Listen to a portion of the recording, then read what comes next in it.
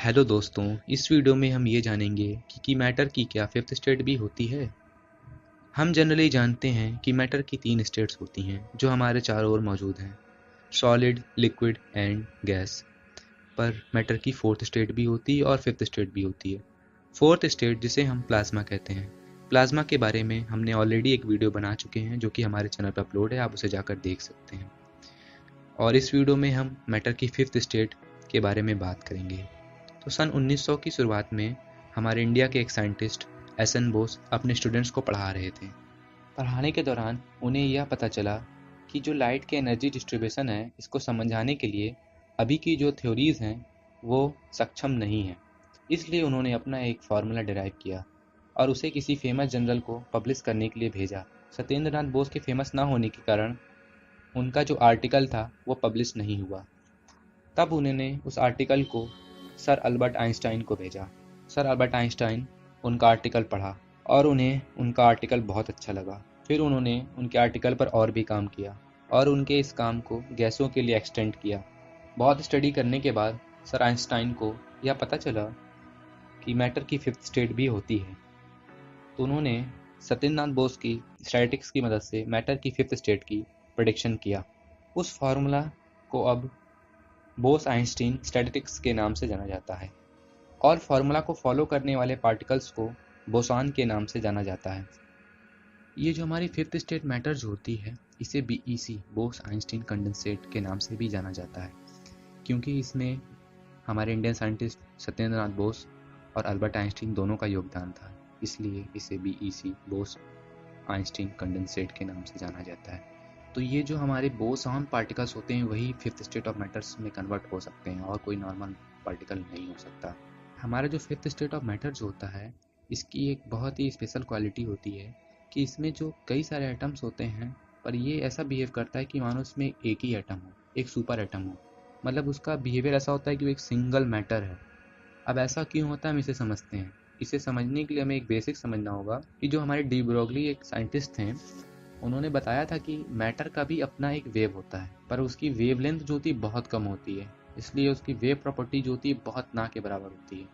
Boson जब बहुत fast move करेगा तब उसकी वेवलेंथ बहुत कम होगी तथा उनका अपना अपना आइडेंटिटी होगा तथा अपना अपना एनर्जी लेवल भी अलग अलग होगा। अब बोसान को हम लेजर कूलिंग या इपोरेटिव कूलिंग से ठंडा करते हैं। कूलिंग होने से जो बोसान पार्टिकल्स होती हैं उनकी स्पीड कम होती है और स्पीड कम होने से उनका मोमेंटम घटता है और मोमेंटम घटने से उनका वेवलेंथ बढ़ जाता है, क्योंकि हम जानते हैं कि अगर मोमेंटम कम होगा तो वेवलेंथ बढ़ता है किसी भी पार्टिकल का। और पार्टिकल की वेव जो होती है एक दूसरे से इंटरेक्ट करने लगती है और वेव इंटरेक्ट करती है तो एक दूसरे के साथ मर्ज या सुपर इम्पोज होती है। और जब वेव्स ये मर्ज या सुपर इम्पोज होती है तो वह एक सिंगल वेव में कन्वर्ट हो जाती है।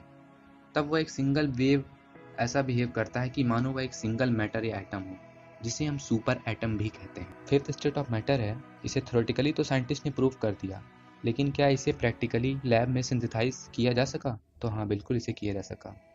सन 1995 में एरिक ए कॉर्नेल और कॉल वेमन, ये दो साइंटिस्ट जो थे, इन्होंने रुबिडियम एटम को, जो कि एक बोसान है, उसे वैक्यूम में सस्पेंड रखा ताकि वह किसी और चीज़ से टच ना हो। फिर उस मटेरियल को लेज़र से कूल किया और उसे तब तक ठंडा किया जब तक कि उसका टेम्परेचर -273 डिग्री सेल्सियस के आसपास या नैनो केल्विन के आसपास पहुंच जाए, जिससे कि उसमें जो मॉलिक्यूल्स थे उनकी जो मोशन थी वो थम गई। मॉलिक्यूल्स का जो टेम्परेचर था वो कम होने लगा, जिससे कि उन्होंने रुबिडियम एटम की फिफ्थ स्टेट या BEC Bose Einstein condensate state को अचीव किया।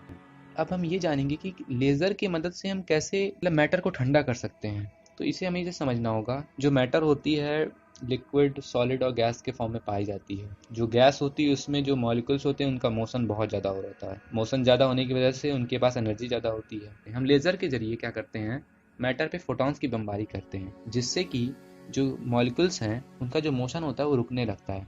मतलब कि जब एक फोटोन हिट करता है हमारे मॉलिक्यूल्स को, तो वो मॉलिक्यूल्स के जो मोशन होते हैं वो थमने लगते हैं। जब उनके मोशन थमेंगे, अपना एनर्जी जो है लूज करते हैं। एनर्जी लूज करने से उनका टेम्परेचर गिरने लगता है, जिससे कि हम उन्हें बहुत हद तक ठंडा कर सकते हैं। मैटर के फिफ्थ स्टेट की बहुत ही स्पेशल प्रॉपर्टीज के बारे में जानेंगे, प्रॉपर्टी जो अदर स्टेट्स में अवेलेबल नहीं है। इनमें सुपर फ्लूइडिटी या सुपर कंडक्टिविटी होती है। सुपर फ्लूइडिटी मतलब ये विस्कोसिटी शो नहीं करते और सुपर कंडक्टिविटी का यह मतलब है इलेक्ट्रिसिटी को 0% रेजिस्टेंस शो करते हैं। लिक्विड हीलियम को जब बहुत ज़्यादा कूल डाउन किया गया था, जब वह बीईसी बन गया, बोस-आइंस्टीन कंडेंसेट में कन्वर्ट हो गया, जिस कंटेनर में रखा था उस कंटेनर से लीक होने लगा, जबकि उस कंटेनर में कोई होल नहीं था। मतलब कि एक कंटेनर की वॉल पे ये ग्रेविटी के अगेंस्ट मोशन कर सकते हैं। बीईसी में एक और बहुत ही खास प्रॉपर्टी होती है कि ये लाइट की स्पीड को बहुत स्लो कर देता है। हम जनरली जानते हैं कि जो लाइट की स्पीड है वो 3 लाख किलोमीटर पर सेकेंड होती है। ये लाइट मैटर के 5th स्टेट से गुजरती है, तो इसकी जो रफ्तार है वो 3 लाख किलोमीटर पर सेकेंड के से घटकर मात्र 20 किलोमीटर प्रति घंटा हो जाती है, जो कि लाइट की स्पीड बहुत ही कम हो जाती है। बीईसी जो स्टेट होती है बहुत ही नाजुक होती है, इसे हम बहुत ही कम देर तक ही अचीव कर पाते हैं। बीईसी फ्यूचर में सुपर कंप्यूटर में भी यूज किया जा सकता है। बोस-आइंस्टीन कंडेंसेट स्टेट को अचीव करने के लिए एटम्स को सस्पेंड रखना बड़ा प्रॉब्लमेटिक होता है। इसलिए नासा ने अपने इंटरनेशनल स्पेस स्टेशन ISS में कोल्ड एटम लेबोरेटरी में फिर से बीईसी को सिंथेसाइज किया, जिससे उन्होंने बीईसी की लाइफ को 100 गुना ज्यादा बढ़ाने में सफल हो पाए। बीईसी को और भी डिटेल में स्टडी किया।